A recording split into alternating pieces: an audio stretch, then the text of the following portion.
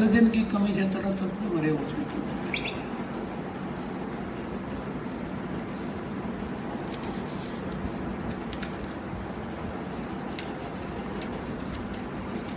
मौत के जो आंकड़े हैं वो सरकार छुपा रही है।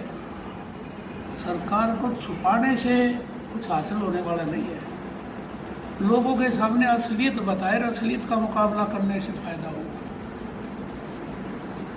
और लोग ये मान रहे थे कोरोना जो है अब ढलान पे आ गए 2 दिन से, लेकिन असलियत ये है कि कोरोना की टेस्टिंग कम होगी सारे देश में, इस वजह से कम भी हो रहा है। और ये दूसरी लहर तो बहुत ज़्यादा खतरनाक साबित हुई है। ये हमारे जो केंद्रीय सरकार है उसके आत्मविश्वास, उसका ये भरोसा कर लो कि कोरोना इंडिया ने सबसे पहले मास्क दे दी, यहाँ से जो है वैक्सीन को जो है 6 करोड़ वैक्सीन को एक्सपोर्ट कर दिया, बाहर दे दिया, जबकि अपने यहाँ वैक्सीन की कमी है। आज गोहाना के हॉस्पिटल के अंदर वैक्सीन नहीं लगाने के लिए हम दूसरे देशों में सप्लाई कर रहे हैं। और वैक्सीन का सबसे बड़ी बात यह है कि वैक्सीन की कीमत केंद्र सरकार ले तो 150 रुपये, राज्य सरकार ले तो 400 रुपये और प्राइवेट हॉस्पिटल ले तो 600 रुपये। तो ये क्या है? जब उसको 150 रुपये में भी फायदा हो रहा है कोरोना वैक्सीन बनाने वाले को, तो 150 रुपये में क्यों नहीं सप्लाई करे सबको? और दूसरी बात ये चाहे केंद्र सरकार हो चाहे सरकार हो, जब कोविड का इतना भारी इन्होंने वो जमा किया था फंड कोरोना का, उसमें से सारे देश को फ्री इंजेक्शन लगाने चाहिए। पीएम केयर फंड जो कोरोना का किया था, उस फंड से सारे देश के जो मरीज है कोरोना के मरीज है उनको फ्री इंजेक्शन लगाने चाहिए, क्यों नहीं लगाए? और सेंट्रल गवर्नमेंट ने जो जीएसटी कोरोना के मरीजों के प्रयोग में होने वाली दवाओं पर, सामान पर, जैसे वैक्सीन पर जीएसटी है,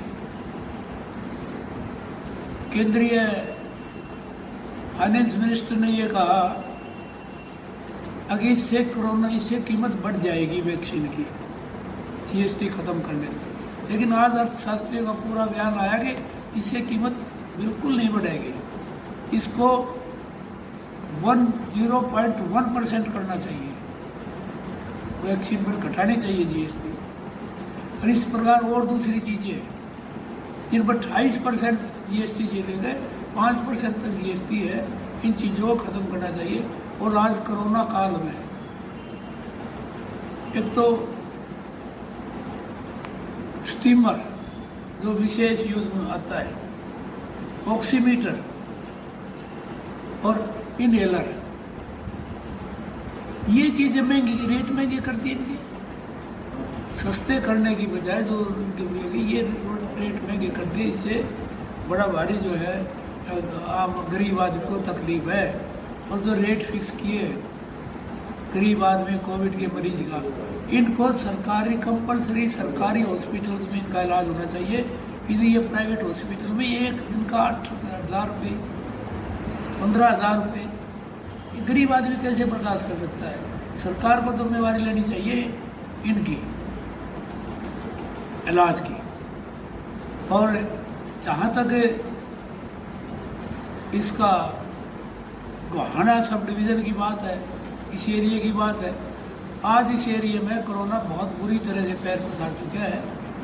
गांव में, हर गांव में कई सौ आदमी बुखार से पीड़ित है और लोग इसको साधारण तरीके से ले रहे हैं। मेरी ये प्रार्थना है कि भाई टेस्ट करवाने में कुछ नहीं जाता, आप टेस्ट जरूर कराएं। यदि कोरोना है तो उसका इलाज हो सकता है, यदि नहीं है तो आपका हर्ज क्या है इसमें? तो ये टेस्ट कराना बहुत ज़रूरी है, लापरवाही न बरते। इस लापरवाही से हो सकता है किसी आपके परिवार के बहुत सदस्य की जान जा सकती है। इसलिए बाहर आना चाहिए खुल के, और जिसको भी बुखार हो सबको टेस्ट कराना चाहिए। मेरी सब लोगों से प्रार्थना है, ये ज़रूरी है।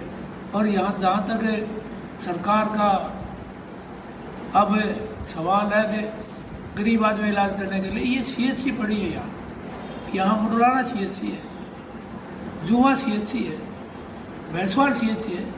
इनमें 15-15, 20-20 बेड के ऑक्सीजन सपोर्टेड बेड्स लगाए जाए ताकि वहाँ गरीबों का इलाज, उसके तो महंगे हॉस्पिटल में इलाज नहीं करा सकते, 15,000 रुपये 10,000 रुपये दिल्ली के नहीं दे सकते, तो गरीबों का इलाज इनको पूरी तैयारी करनी चाहिए। और रहा वैक्सीन की बात है, ये 6 करोड़ वैक्सीन बाहर गई थी, आज वैक्सीन लगाने के लिए है भी नहीं हमारे यहाँ। और इसमें बहुत गलत निर्णय लिए जिसकी वजह से आज ये दूसरी लहर इस देश में है। 5 राज्यों के चुनाव और बंगाल में 8 चरणों में चुनाव और कुंभ का मेला तथा लोगों का ये जो पीछे लॉकडाउन लगा था उसमें ढील देकर ये संक्रमण को केंद्रीय सरकार ने लापरवाही बरत के बढ़ाया है। जैसे भी विदेशी मीडिया में एक मेडिकल